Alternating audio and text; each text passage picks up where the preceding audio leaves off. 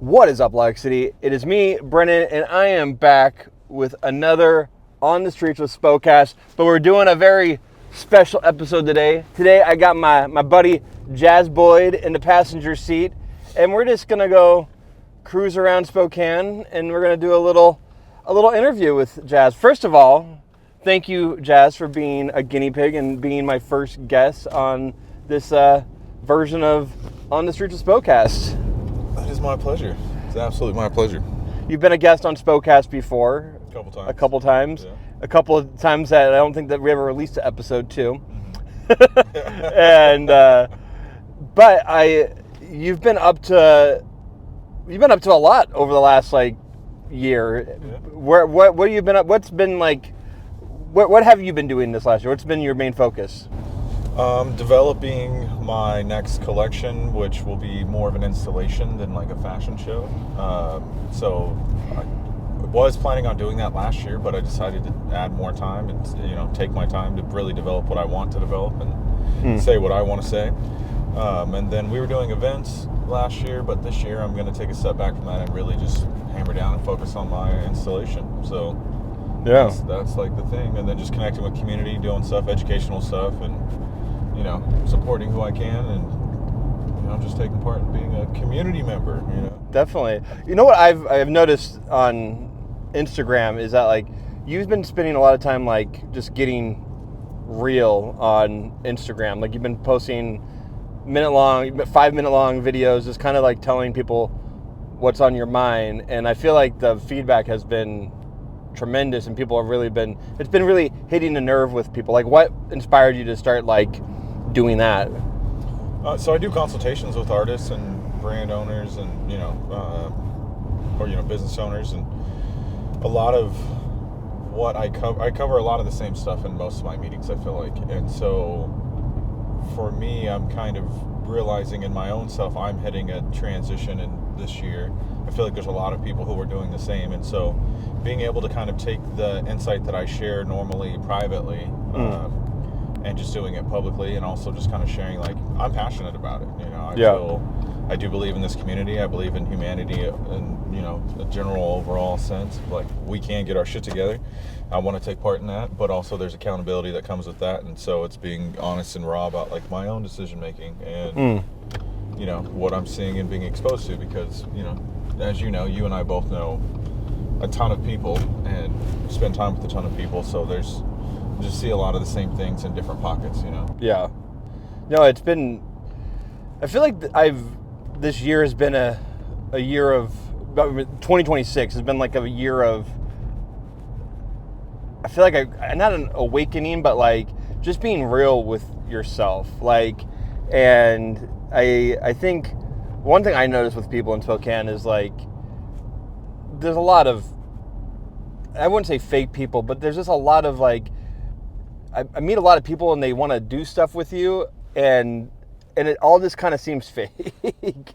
And I think, and I'm never fake with anyone. I might come across as being very fake, and I'm not ever trying to. I try to just be friendly and nice to people, but I don't feel like it's ever kind of, I'm not saying it's a bad thing. I'm just I've noticed for me, I want to be real with people, and if I want to work with you, it means I really want to work with you. And if I don't want to work with you, I'm probably not going to get back to you. Are you noticing a shift in that direction with people? Yeah, I feel like a lot of people are being more guarded with their time. Yeah. But I would say, I think some people kind of perceive being real as being short and maybe off-putting to a degree. Mm-hmm. And I think you can be real with your time by just distancing yourself from people and not making yourself available. Yeah. That is real to your own time.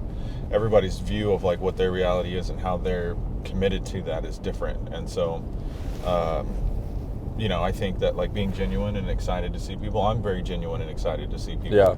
And sometimes because of my just general appreciation to be able to see the good in somebody, or what I enjoy about them, and being excited to see them doesn't negate that oh, wait a minute, we can't work together because, right. Mm-hmm. You and I don't gel, or that responsibilities aren't being met, or whatever it is. Yeah. But I can still be very excited to see you when I see you in person, you know. And that's something where, like, for me, I'm that way for sure. Where it's like, just because I'm excited doesn't mean that there still isn't a boundary of like, I'm not gonna just allow you to have my time. Yeah, like I once did. You know. I think I'm learning that a lot too. It's just like I'm trying to. I mean, I have a ton going on with like kids and the studio and my wife and it is and family stuff.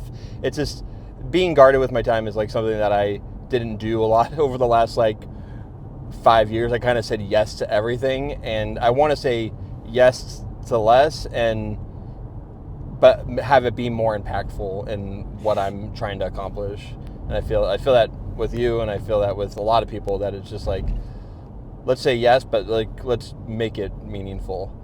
Yeah, so I think that part of, you know, the yes is more your yes is more impactful when you give out more no's, you know what I mean? Yeah. And you guard your time.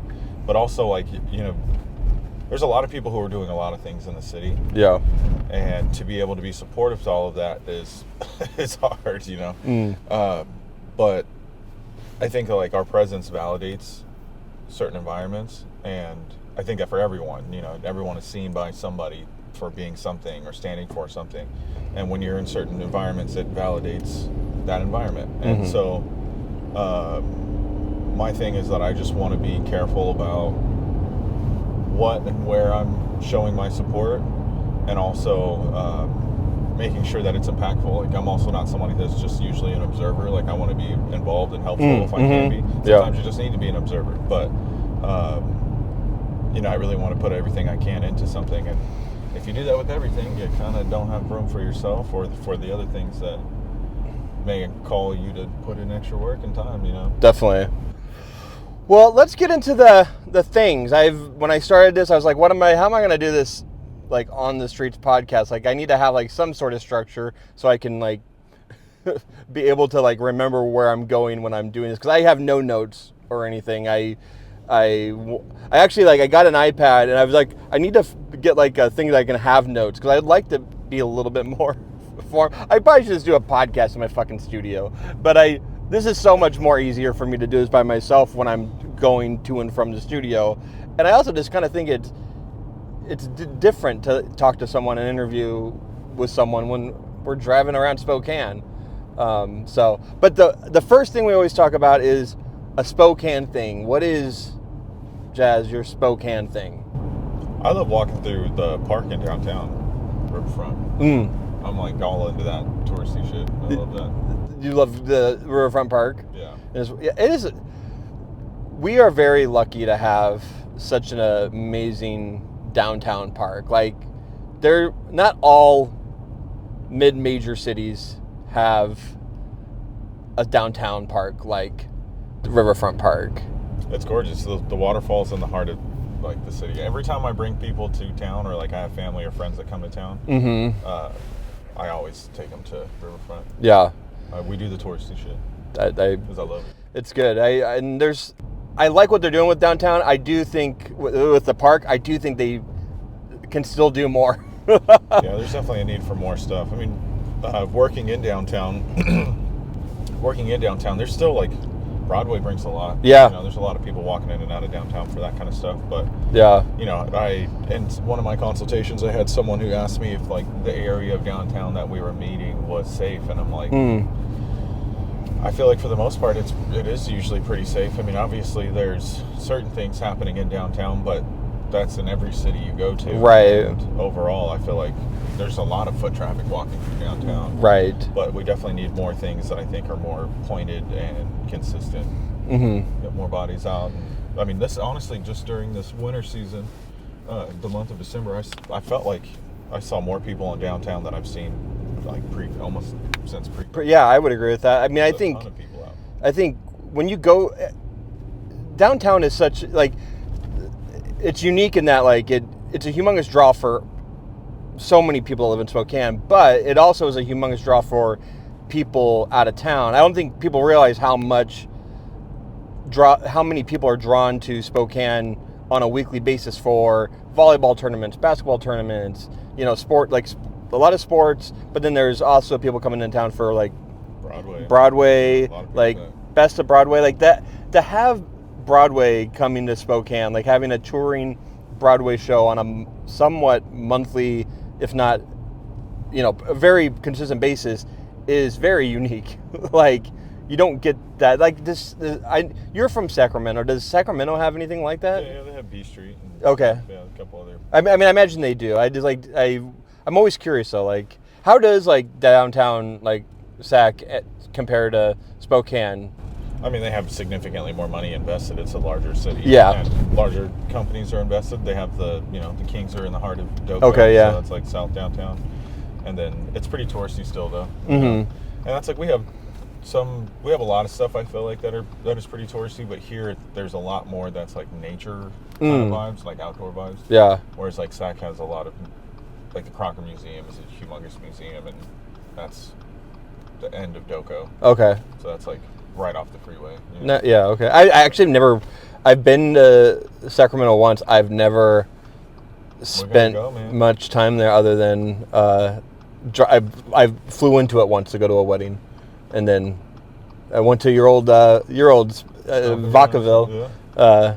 I don't know if I said that right, but the Spokane thing is the park. I like that. It's the park. Go and see the park downtown. As when March, April rolls around, like the falls will be roaring. Oh, yeah, they're gonna be beautiful. And it's gonna be warmer.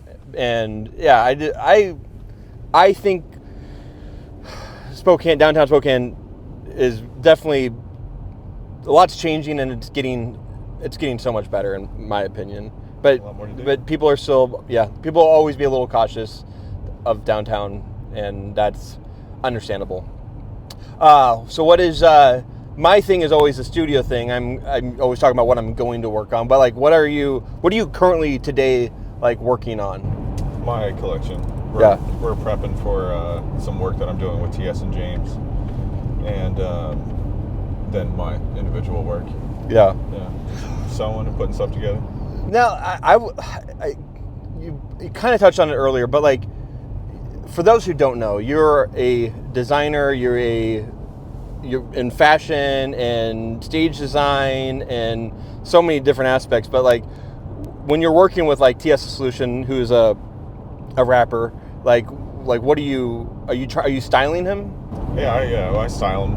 I help him with his creative direction. Okay. So we kind of come up with an overall game plan of like what we want the year to look like. Yeah. And then we figure out how to execute consistently on a way that everything matches, everything looks the same, the message is the same. When we go through transitions, how do we roll those out?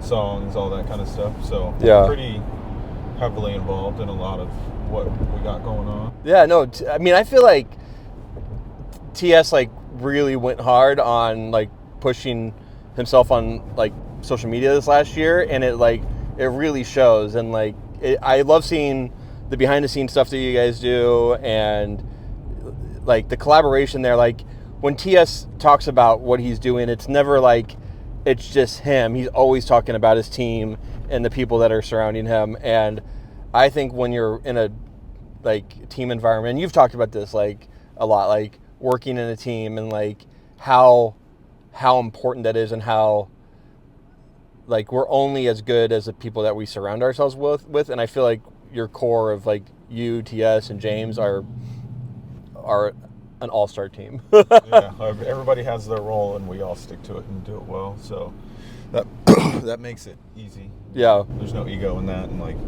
we all show up for each other. And even for the stuff I'm building, like TS, we have meetings. We had a meeting at the beginning of the year with all of us together, and everybody trying to make sure that we're all handling our business. You know what I mean? Yeah. No, I need to. I need to be more team oriented and have more people help me. I'm so bad at letting people help me. That's tough, man. It's definitely tough. I struggle with that. So you got those two things. What is your pop culture thing? What are you like? What are you into right now? Like, what's in the world? In the world, is it a TV show? Is it a movie? Is it a? I've been talking a lot about Oscar movies recently. I went and saw Sinners again on Friday night. Where did you see that? It's at AMC. It's back at AMC because they have the most nominations in Oscars history, which is amazing. And Ryan Coogler deserves all the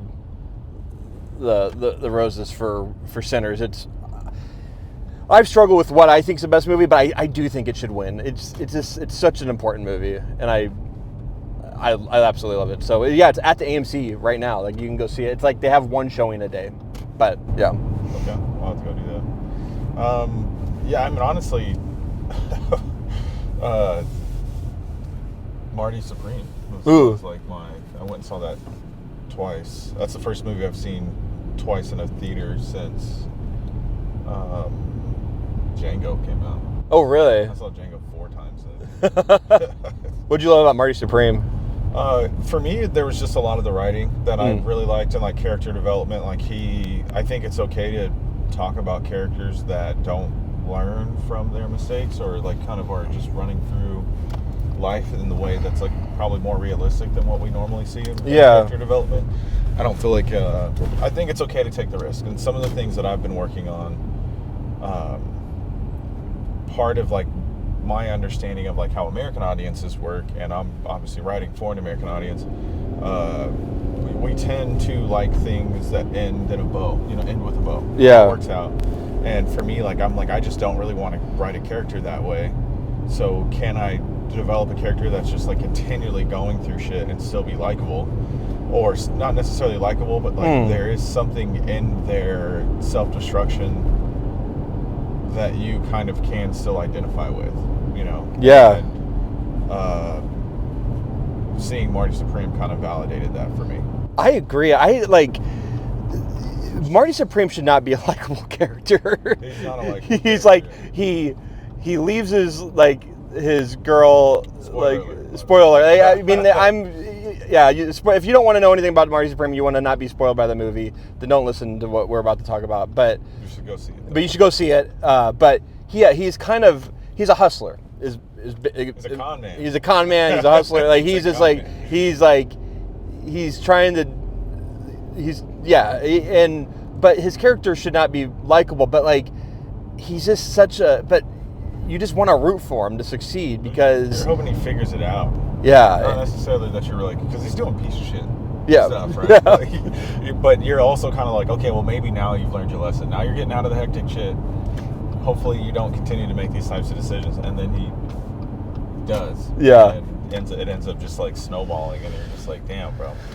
You almost were there, bro. Yeah. All you had to do was shut the fuck up. That's all you had to do. But I think that, and I won't give away the final scene, but it's so emotional, and like there's nothing really in the final scene, but it just like, it made me cry, and and I was like, but I don't know, like, I honestly don't know what his character learned from all of it when he's in his final scene, but he learned something, because he has so much emotion, and I haven't talked to anybody about this yet, but like, I think that Marty Supreme could be like, there could be a sequel in a good way, like not like a cash grab, but like there could be like a very like pointed sequel to this, where like a more redemption arc of the character. But great movie. I hope they don't, but yeah, you're right. I don't like sequels either, but like I mean, it's just gonna fall apart even more. It just gets worse from here.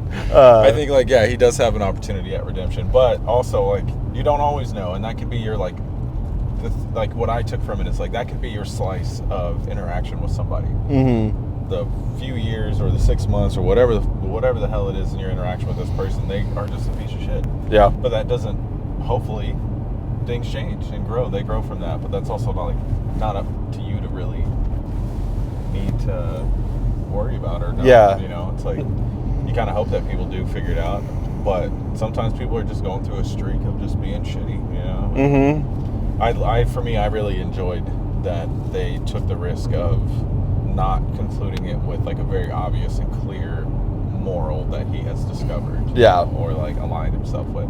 I think that was more realistic and riskier, in the sense of like, okay, he starts crying, right? He shows emotion for the first time. Mm-hmm. That's true. Yeah.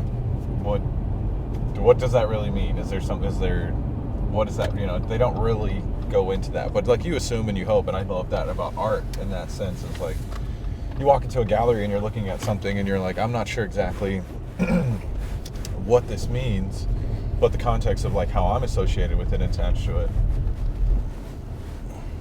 You know, it's like, this is what I'm taking from it. Yeah. That's art, man. That is, it was beautiful. It was a beautiful movie. We're going to pause real quick. I'm going to get a coffee at Jacob's Java, the first ever drive-through coffee shop in Spokane, and then we'll finish the conversation.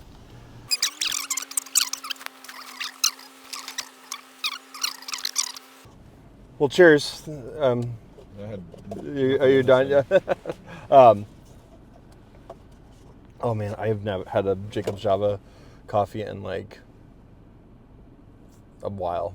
I love it. I used to come here all the time. I used to work at a cubicle wall factory, and I lived up on 12th Avenue with Abby back in like 2005, 6, and I would come here every morning and get my coffee, and the guy who owns Jacob's Java, I think Scott Jacob, works the stand every morning. He still does, like for the last 20 years, and he always remembered my coffee when I was going there every day. I went there 3 months ago to get a coffee.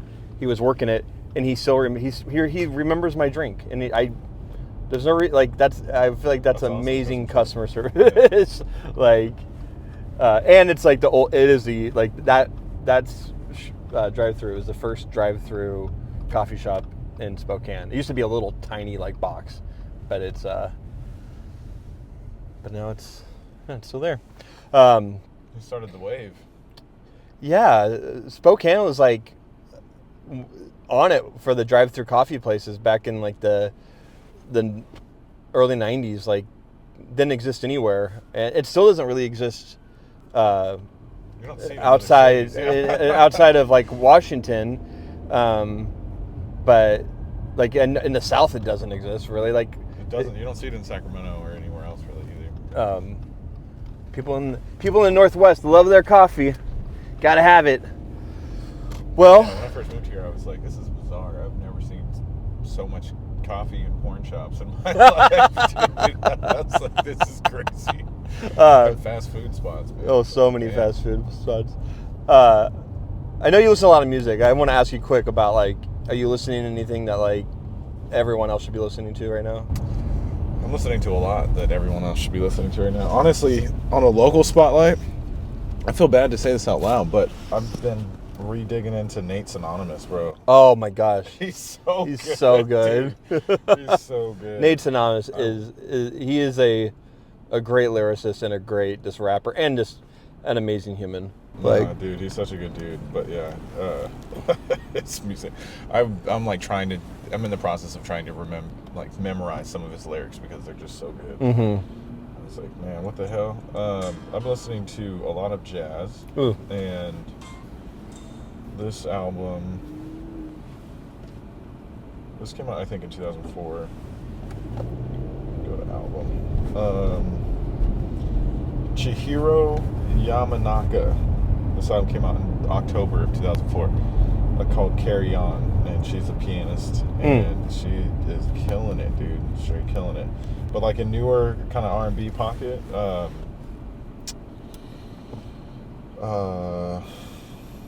What's his name? Jay Prince. His album that came out last year was really good. Yeah.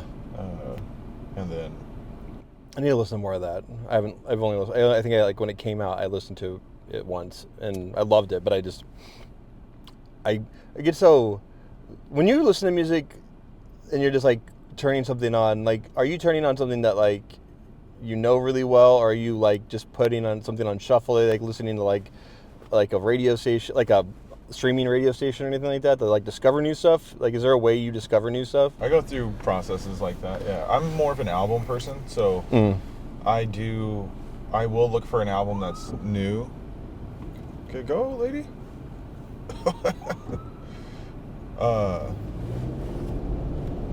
So yeah, I like, obviously you have your music that like you know is going to put you in whatever mood you're looking for, so I listen to albums. I like bodies of work. Yeah, I will listen to a couple albums by the same artist over a few days. or it is on shuffle at the end of an album, and then I'm learning new music. But I do have some playlists, and like I'll listen to those. Like they're more curated in like a vibe that I really want. Like a single right now. I have this this playlist called Quartz, and it's kind of like R&B influenced. Like it's like modern neo soul kind of vibes. I feel like. An album that I have this song on this playlist. It's called Grateful by an artist named Insightful, and there's a rabbit on the album cover. That was probably one of my favorite albums last year, for sure. And you went back to it a lot? Yeah, I went back to it a ton. Went back to it a ton. Yeah. Like Matt Keane is another one. I've been listening to a lot of him. Ray Khalil, too. She was on tour with No Worries when I saw them this last year. Oh, nice. Yeah. Where did you know Worries at?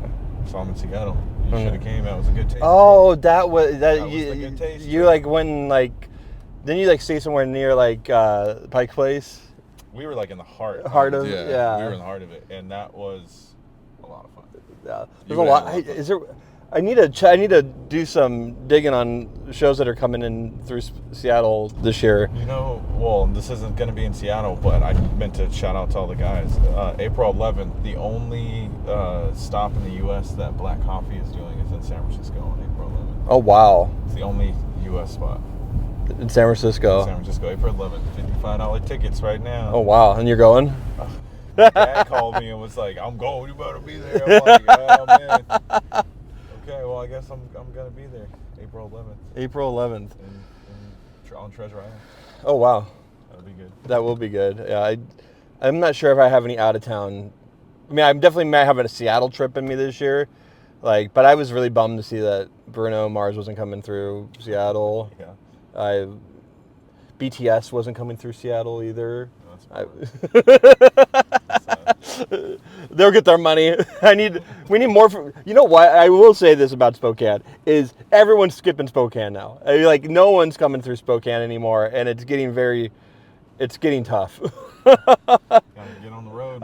I'm like we're getting Macklemore, but Macklemore. I've seen Macklemore like too many times. Like I don't need to see Macklemore again. Like I love Macklemore. I love that they're doing this this thing at the Spokane one, but like when Khaled came through Spokane back in like 2018, 2017, I was like, oh my gosh, we're getting R&B artists to come through the arena. This is great. Like it was a sold show. I don't know if it was sold out. And then The Weeknd was coming to Spokane. Remember that? I do remember. And then COVID fucking happened, and then he never rescheduled, and now he's doing stadiums and not doing arenas anymore. Not doing Spokane Arena. And yeah, we need to. Somebody needs to change that, but that's a whole nother podcast. Unknown Mortal Orchestra is coming to Spokane. Okay. May 5th. May 5th. Show, man. That's a good show. May 5th. Why does that date sound so familiar? I know why. Cinco de Mayo. It's also our buddy Derek Jenkins' birthday. A lot of reasons to get a drink. Yeah. Well, Jazz, this was a great first drive, and I'm sure we're going to do this again. I felt very safe and taken care of. Was I a good driver, even though I was talking the whole time? Yeah, you did pretty good. No accidents. We had a nice little tour of Spokane. Yeah. Didn't see too much ruckus going on anywhere. We did see a cop need to drive through a light for some reason, but I don't know where they were going. They turned their lights off as soon as they got there. Yeah, they're like, I didn't want to wait for the stoplight. Emergency. Awesome, dude. Thank you again, and thank you all so much for listening. Leave comments on Spotify, YouTube, all the things. Let us know that you're listening. I had someone reach out to me the other day saying that they love the new format, and I appreciate those kind words. It really does help me continue doing this podcast when people are telling me that they're listening and that they like what they're hearing. And also, if you don't like what you're hearing, give me some critical feedback too. I'm not going to ignore it. I might be a little sad for a second, but I can take it. I'm a grown man. And I'm also trying to work on my fillers. I'm saying a lot of ahs and ums and ands and likes, and I need to fix that. Oh, man. Only one way to fix it. So, awesome, dude. Thank you so much. Till next time, peace.